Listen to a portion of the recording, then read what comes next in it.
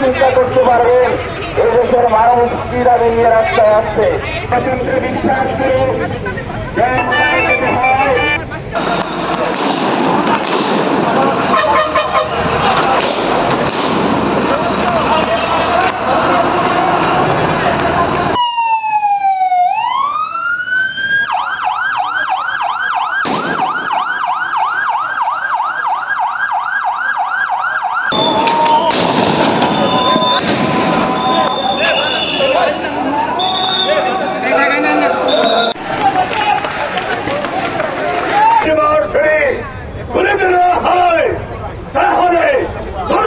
আন্দোলন গড়ে তোলা হবে।